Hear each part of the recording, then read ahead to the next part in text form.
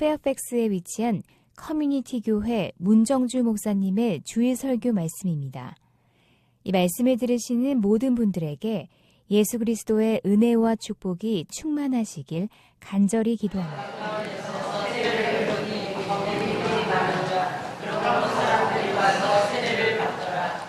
요한이 아직 옥에 갇히지 아니하였더라.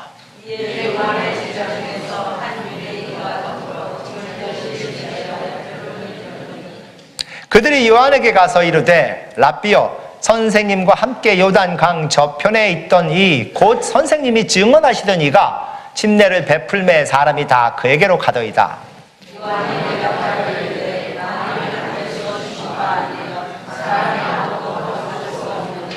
내가 말한 바 나는 그리스도가 아니요 그의 앞에 보내심을 받은 자라고 한 것을 증언할 자는 너희니라.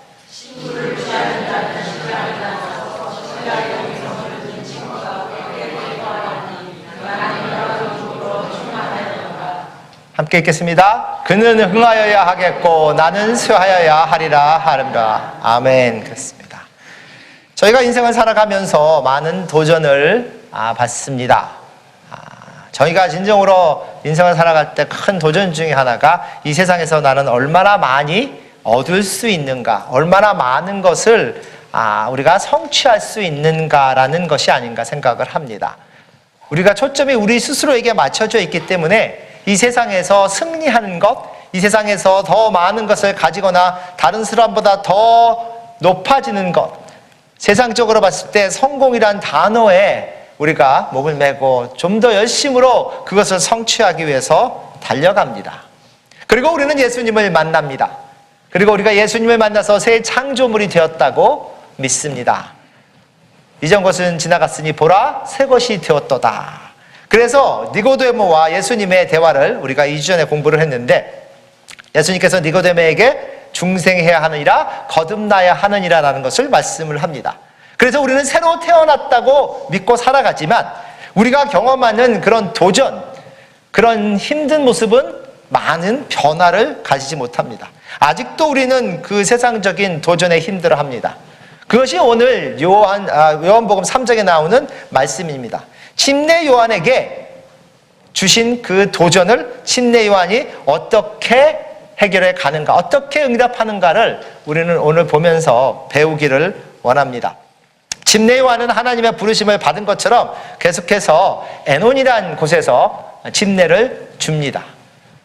사람들로 하여금 회개하라고 선포한 침례 요한이 그들을 침례를 주고 계속해서 자기 일을 하는데, 이제 예수님이 나타나셨습니다. 그리고 예수님의 제자들이 생기고, 그리고 여기 하면 유대 땅, 이스라엘 땅 중에서 이렇게 남쪽 있죠? 지금 침례 요한이 침례를 주던 보다 약간 남쪽에 예수님과 제자들이 침례를 주기 시작했습니다. 그리고 그것을 들었던 침례 요한의 제자들이 기분이 별로 좋지 않았습니다. 그래서 오늘 요한복음 3장 26절부터 이렇게 침례 요한에게 그 제자들이 와서 이야기를 합니다. 그들이 요한에게 가서 이르되 랍비여, 선생님과 함께 요단강 저편에 있던 이가, 곧 선생님이 증언하시던 이가, 벌써 이 톤이 다르잖아요. 누구를 얘기를 할 때 그 사람의 이름을 대거나 그 사람을 어떻게 칭하느냐에 따라서 벌써 우리는 기분이 나옵니다. 이 제자들은, 예수님과 예수님의 제자들이 침례를 주는 자체가 마음에 들지 않았습니다. 침례 요한이 먼저 시작했고, 침례 요한이 선포했고, 침례 요한이 사람들을 모아서 침례를 줬는데 자기들은 잘 알지 못하던, 분명히 침례 요한이 저분은 이 세상의 모든 죄를 지고 갈 하나님의 양이라고 했는데도 불구하고 그들은 기분이 좋지 않았습니다. 그래서 얘기를 합니다. 그 증언하신 이가 침례를 베풀매 사람이 다 그에게로 가더이다 라고 얘기해요. 이 성경은 참 부드럽게 얘기하죠. 그들에게 가더이다가 아니라 그들에 가는데, 침례 요한, 우리의 메스터 데스, 우리의 지도자 되신 분이 기분 나쁘지 않습니까? 왜 그 사람들이 예수님께 가야 합니까? 라고 이야기를 합니다. 침례 요한에게 와야 되는 것이 아니라고 이야기를 합니다.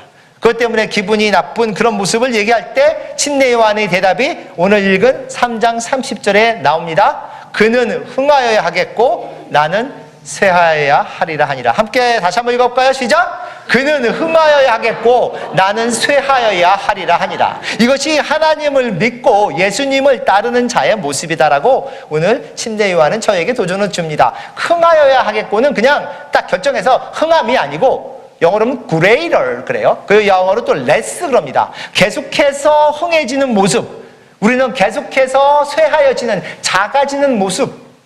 우리가 예수님을 믿으면 믿을수록 예수님이 점점점 흥해지고 그리고 거룩해지시는 모습과 우리가 나이가 들어가면 들어갈수록 우리는 점점점 작아지는 모습을 가져야 한다고 침례 요한이 말씀을 합니다. 그런데 그렇게 되는 것이 결코 쉽지 않은 것을 우리는 압니다. 우리의 질성이라는 것이, 우리의 성품이라는 것이, 이 세상을 살아가는 이 세상에서 우리에게 가르치는 것, 원하는 것이 결코 그것이 아니기 때문에, 그래서 오늘 아침 진정으로 우리가 예수님을 따른다면 어떻게 우리가 예수님을 따르는 모습을 끝까지 지켜나갈 수 있을까를 침례 요한의 말씀을 통해서 묵상해 보려고 합니다. 첫 번째, 우리가 항상 기억해야 하는 것이 있습니다. 기억해야 하는 것은 뭐냐면 누가 나를 불렀느냐는 겁니다. 하나님이 나를 창조하셨습니다. 우리를 모두를 창조하셨습니다. 그런데 하나님은 우리를 창조하신 것뿐 아니라 우리를 부르셨습니다. 개인적으로 부르셨다는 거예요. 이것이 하나님의 부르심의 모습입니다. 그리고 그 부르신 하나님은 우리로 하여금 우리가 이 삶 속에서 행할 수 있는 권세를 주십니다. 이 권세는 하나님의 사람들에게만 주시는 게 아니라 그렇지 않은 사람에게도 주어지는 모습이라는 겁니다. 요한복음 3장 27절 침례 요한이 이렇게 얘기합니다. 요한이 대답하여 이르되 만일 하늘에서 주신 바 아니면 사람이 아무것도 받을 수 없느니라 라는 말씀을 하세요. 너희는 지금 예수라는 그 사람이, 그리고 그 예수의 제자들이 침례를 준다고 화를 냈는데 그들도 하나님께 권세를 받아서 그렇게 침례를 주시는 거라고 얘기를 하는 겁니다. 우리가 어떤 때 얘기하죠. 하나님께서 왜 저런 사람에게 그런 권리나 권세를 주실 수 있습니까? 다윗을 부른 하나님은 사울도 부르셨습니다. 하나님의 사람들로 부르신 하나님은 하나님을 결코 또 나중에 떠나가거나 그렇게 하나님의 말씀에 순종하지 않는 사람들도 부르시는 모습이 나옵니다. 하나님께서 주신 그런 모습, 그것을 우리가 깨달을 때 우리는 어떻게 해야 하느냐면 앞을 보고 가야 합니다. 한번 따라할까요? 앞을 보고 갑시다. 예, 주로 사시면서 앞을 보고 가십니까? 아니면 두리번 옆을 보고 가십니까? 우리는 앞을 보고 가는데 옆을 많이 봐요. 그렇죠. 그 도시에 있는 분들은 여름에는 차 사고가 더 많이 난답니다. 왜 그런지 아세요? 네? 여자분들이 많이 웃으시는데 이 젊은 여자들이 짧은 스커트를 입어서 옆에 쳐다보다가 차 사고가 많이 난다는 얘기를 예전에 했었어요. 근데 지금은 여름, 겨울 상관없습니다. 차 운전할 때 차 사고 많이 나. 왜? 전화 보느라고. 딴 데를 보면 차 사고가 날 수 있어요. 앞을 봐야 하는데 옆을 두리번거리면 우리가 갈 길 제대로 가지 못한다고 말씀을 합니다. 침례 요한이 하시는 말씀은 이겁니다. 내게 맡겨진 내가 하나님이 원하시는 것, 하나님의 부르심을 받은 자로서 해야 할 것을 보고 앞으로 나가는 자니라 라는 겁니다. 옆에 사람을 보고 그 사람을 판단하고 그 사람 때문에 힘들어하는 것이 아니라 옆에 보면 우리가 그 사람을 일단 판단하든지 아니면 그 사람들 때문에 우리의 욕심이라는 것이 드러나오든지, 우리의 욕심은 어디서 나오는지 아십니까? 보면서 나옵니다. 창세기에도 분명히 사탄이 와서 이브에게 보라 그랬어요. 이 선악과를 보라 그랬습니다. 보면 드러나오는 게 뭔지 알아요? 가지고 싶은 마음이에요. 아이 쇼핑을 좋아하시는 분이 있을지 모르지만 저는 믿지 않습니다. 아이 쇼핑을 보면 뭐예요? 가지고 싶은 마음이 있어요. 안 보이면 안 가지고 싶어요. 저는 집에서 항상 한 번도 와이프에게 오늘 입이 심심한데 라는 얘기를 한 적은 별로 없습니다. 아주 없다 그러면 뭐라 그러겠죠? 별로 없습니다. 입이 심심한 건 잘 모릅니다. 뭐 심심하냐, 그냥 없으면 없는 거지. 그런데 눈에 뭐가 보이면 와이프가 있다가 오늘 뭐 간식 뭐 먹을래? 그러고 갖다 놓으면 그것이 없어져야 돼요. 아이스크림을 한 통을 갖다 놓으면 보통 때는 찾지도 않는 사람이 다 없앱니다. 그냥 있으니까 계속 먹게 되는 거예요. 보면 가지고 싶어 하는 거예요. 옆에를 보고 다른 사람이 가진 것을 보면 내가 가지고 싶어 하는 것이 우리의 성품인 거예요. 그런데 우리가 봐야 할 것은 옆이 아니라 예수님이라고 말씀하십니다. 우리가 봐야 할 것은 앞을 봐야 한다고 오늘 침례 요한이 말씀을 하십니다. 요한복음 21장을 보면 예수님께서 부활하신 후에 다시금 이제 베드로로 찾아오십니다. 예수님을 3년간 따랐다가 예수님이 십자가에 돌아가시는 것을 보고 두려워서 예수님을 3번이나 부인했던 베드로고, 예수님의 부활 소식을 듣고도 예수님을 찾은 것이 아니라 아이고 난 이제는 다시금 고기나 잡으러 가야겠다고 친구들과 바다로 갔던 그 베드로를 예수님이 다시 찾아오십니다. 그리고 너는 나를 사랑하느냐는 얘기를 3번 하시죠. 그리고 제 베드로가 그 예수님은 저는 사랑합니다라는 말씀을 3번 듣고, 그리고 3번씩이나 너는 내 양을 치라라고 말씀을 합니다. 그 후에 예수님이 하신 말씀이 있습니다. 뭐요? 너는 나를 따르라. 처음 베드로를 만났을 때 하신 말씀을 나중에 3년 후에 부활하시면서 또 합니다. 너는 나를 따르라 라고 얘기를 해요. 그때 베드로가 예수님을 따르면서 옆에 같이 가는 자기 친구 요한이죠. 제자를 보면서 뭐라 그래요? 예수님이 저를 보고 따라오라고 하셨고, 그리고 저의 어떤 죽음을 맞이하겠다까지 설명을 하셨는데 쟤는요? 이렇게 된 거예요. 쟤는 어때요? 그랬더니 예수님이 21장 22절에 뭐라고 하시느냐? 만약에 내가 다시 올 때까지 살려둔다 할지라도 너에게 무슨 상관이 있느냐라고 말씀을 하세요. 그러면서 너는 나를 따르라. You must follow me 하고 다시 한번 말씀을 하세요.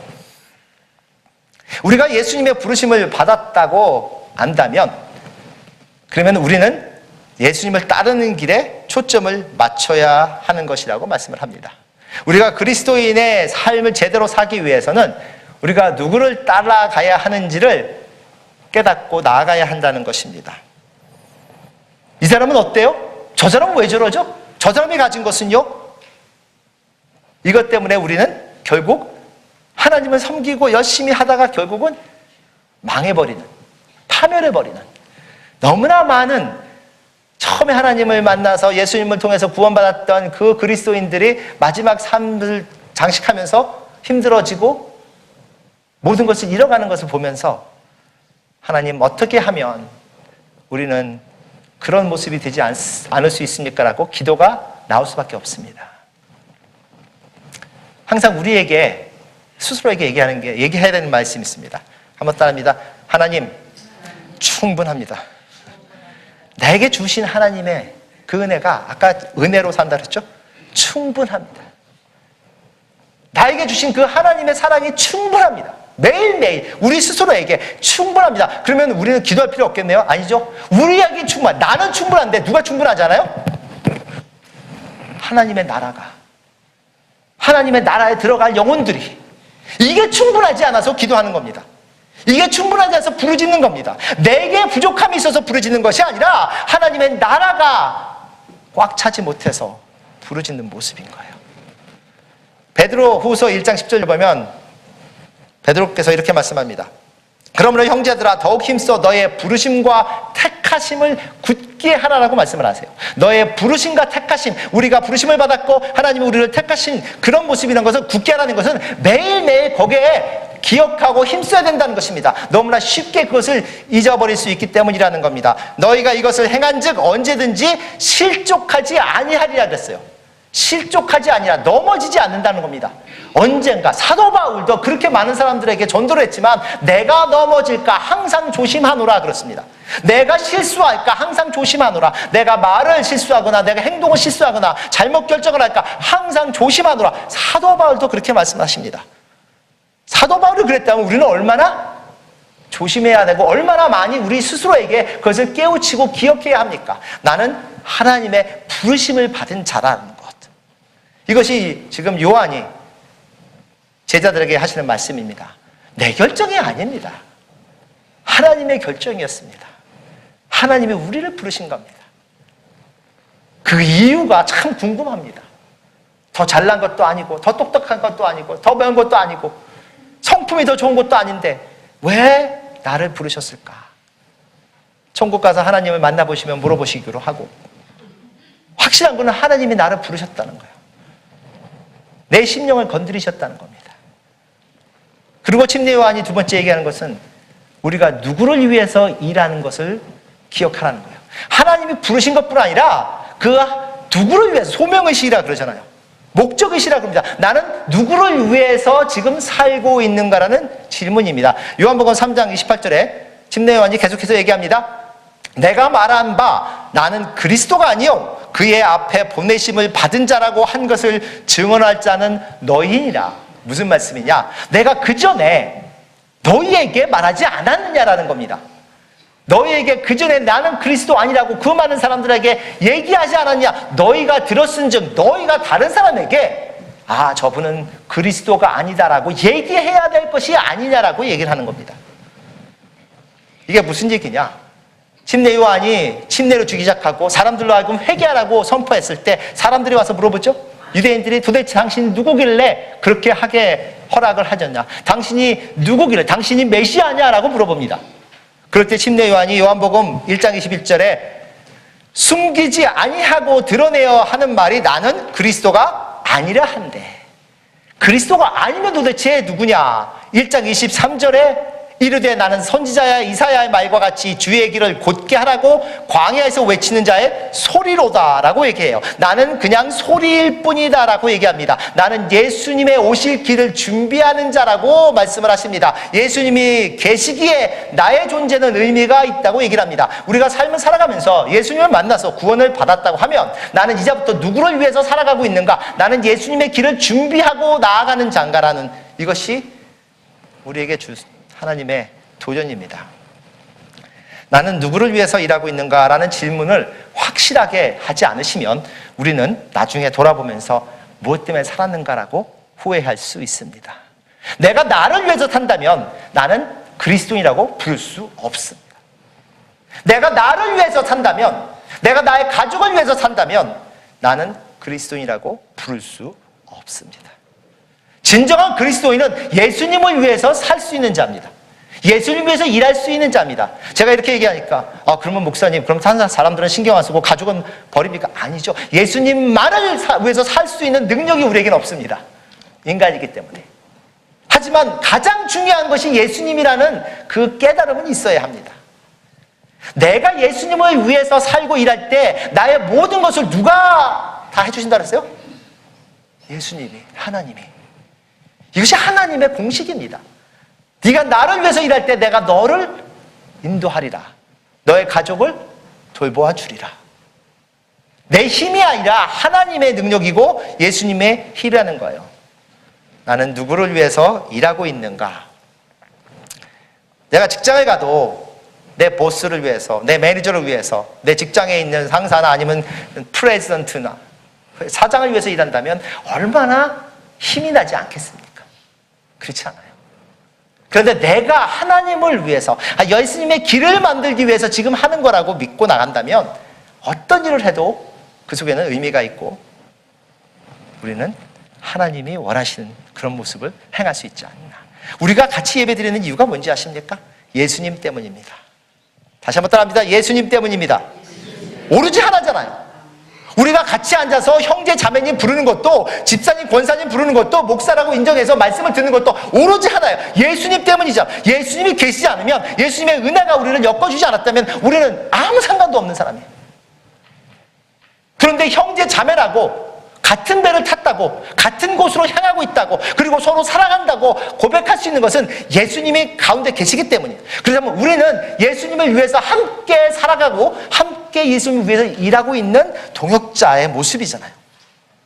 그것이 예수님이 원하시는 모습이고 그것이 지금 침례 요한이 얘기하는 모습이라는 겁니다. 너희가 어떻게 예수님이 침례를 준다고 그렇게 질투하며 기분 나빠할 수 있느냐? 나는 하나님의 부르심을 받은 자라 앞을 보고 가고 매일매일 예수님 위해서 일한다는 깨달음의 위를 본다. 항상 앞을 보고 가시고 앞을 보고 가시면서 가끔 운전하지 않으실 때 어딜 봐요? 위를 보시기 바랍니다. 위를 쳐다보시기 바랍니다. 누구를 위해서 나는 지금 열심으로 살아가고 있는지를 깨닫고 나아갈 수 있기를 간절히 소망합니다. 허망한 것을 위한 것이 아니라, 잠시 있다가 사라지는 것을 위한 것이 아니라 영원한 것을 위해서 나는 지금도 열심으로 달려가고 열심으로 기도하고 있는 것이다. 침례 요한의 말씀입니다. 세 번째 무엇을 기억해야 하냐면 나의 기쁨이 어디서 오느냐를 기억을 해요. 나의 기쁨이. 모든 사람은 행복해지기를 원합니다. 모든 사람은 기쁨이 있기를 원합니다. 참 안타까운 것은 저도 그렇지만 참 기쁘기를 원해요. 한번 더 합니다. 저는 기쁘기를 원합니다. 원하시죠? 아니, 세 분만 그러시는데. 다시 한번. 원하세요? 기쁘기를 원하세요? 그런데 왜 안 기쁘세요? 내가 간절히 원하는데 왜 안 기쁘세요? 제가 설교를 말씀을 드리면서도 이렇게 막 웃으시는 분이 있는가 하면 막 찡그리시는 분도 있고 생각이 많으신 분도 있고 뭐 얼굴 표정이 아주 가지가까이에요. 제가 비디오를 반대로 찍었으면 좋겠어요. 저만 재미없이 이쪽에 있는 분들은 어떤 얼굴을 갖고 있는지, 내가 간절히 원하는 게 행복이고 내가 간절히 원하는 게 기쁘면 왜 기쁘지 않느냐 말이에요. 내가 원하는데. 그게 뭘까요? 나의 기쁨이 어디서 오는지를 알지 못하기 때문이에요. 나의 기쁨을 엉뚱한 곳에서 찾고 있기 때문이에요.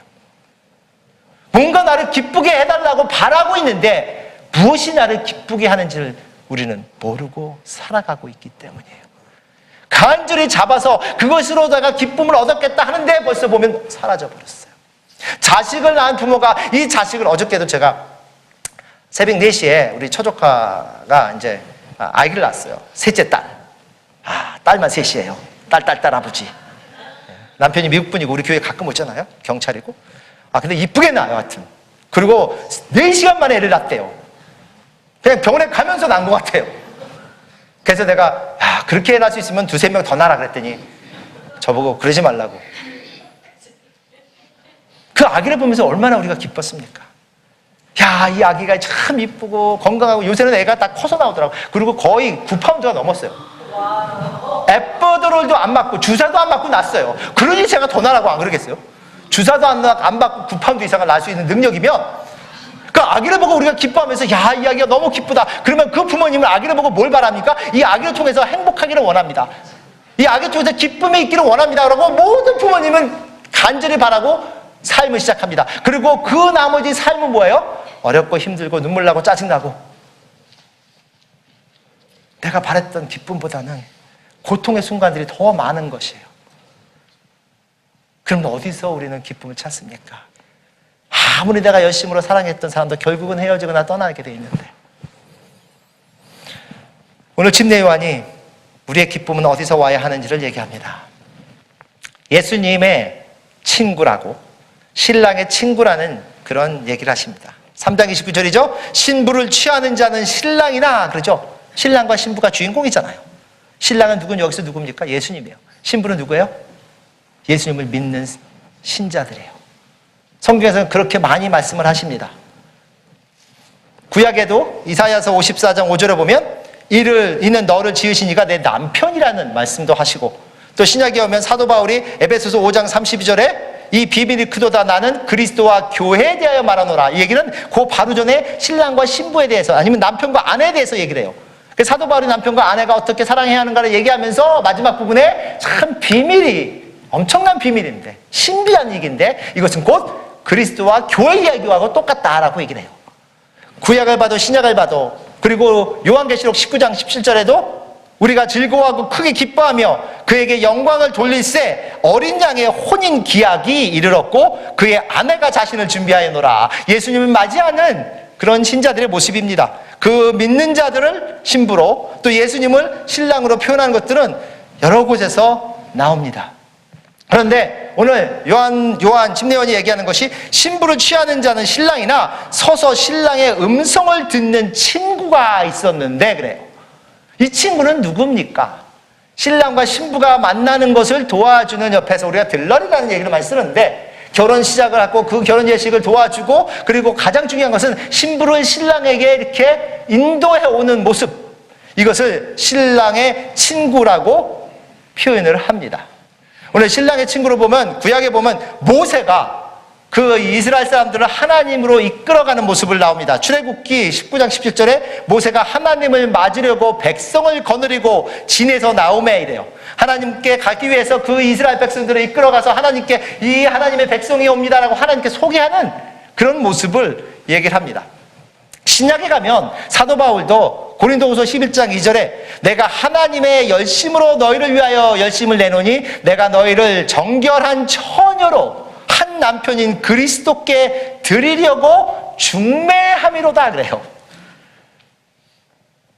우리가 무엇 때문에 살아가느냐? 예수님의 신부로 부름 받은 우리가 이제는 다른 신부들과 예수님 신랑을 소개시켜드리고 인도해가는, 신부를 인도해가는 그런 모습으로 요한은 표현을 합니다. 그래서 요한이 이렇게 얘기하죠. 그 신랑의 친구가 서서 신랑의 음성을 듣고 있는데 그 친구가 음성을 듣고 크게 기뻐하나니 이러한 기쁨으로 나는 충만하였노라라고 얘기를 해요. 예수님을 믿는 자들을 예수님께 데려오는 그 모습을 보고 기뻐하는 신부를 보고 기뻐하는 신랑의 소리를 듣고 그 기쁨이 곧 나의 기쁨이다라고 침례 요한이 얘기를 합니다. 사도 바울도 자기가 전도한 그 많은 사람들을 보면서 이렇게 얘기하죠. 빌립보서에 그러므로 나의 사랑하고 사모하는 형제들아 나의 기쁨이요 면류관인 사랑하는 자들아 그래요. 자기의 면류관이라고 얘기를 합니다. 하나님께 나아갈 때, 예수님께 나아갈 때 예수님께 인도해가는 신부들을 같이 데려가는 신랑의 친구의 모습처럼, 그리고 그 신랑의 친구가 그 신부들을 보며 기뻐하는 얘기를, 말씀을 하시는 그 신랑의 소리를 듣고 기쁨이 넘쳤다고 그래요. 침례 요한의 기쁨은 어디서 옵니까? 예수님으로부터 옵니다. 예수님이 기뻐하시는 것이 곧 침례 요한이 기뻐하는 거라고 얘기를 해요. 예수님이 기뻐하시는 것이 곧 나의 기뻐하심이고 예수님이 행복하시는 것, 그것이 나의 행복이라면 예수님이 어떤 것을 기뻐하실까라고 항상 추구해가고 찾으려고 하는 그것이 우리의 노력이 되어야 되지 않겠느냐. 오늘 아침도 눈을 뜨고 교회 오시면서 기쁨으로 오셨습니까? 야, 오늘 하루도 참 기쁨이 넘치는 날이구나. 그러셨는지 모르겠습니다. 그렇다면 그 기쁨은 어디서 옵니까?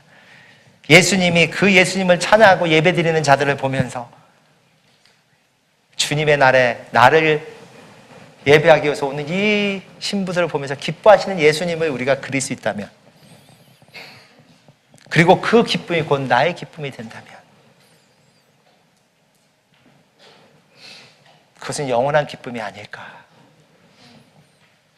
부모로서 자식으로부터 자유스러운 거 참 쉽지가 않습니다. 자식이 좀 헤헤 그러고 기뻐하면 내가 봐도 기분이 좋아요. 그런데 인상 찌그리고 막 그러고 있으면 또 기분이 안 좋아요. 우리의 기쁨이 순식간에도 수십 번 변하는 그런 사람에게 달려있다면 우리는 얼마나 안타까운 삶을 살아가고 있는 것인가. 제가 간절히 바라고 기도하기는 여기 계신 모든 성도님들 누구든지 만나서 그 사람들에게 이런 얘기를 들었으면 좋겠습니다. 뭐가 그렇게 기뻐요? 한번 쳐다보고 한번 해보세요.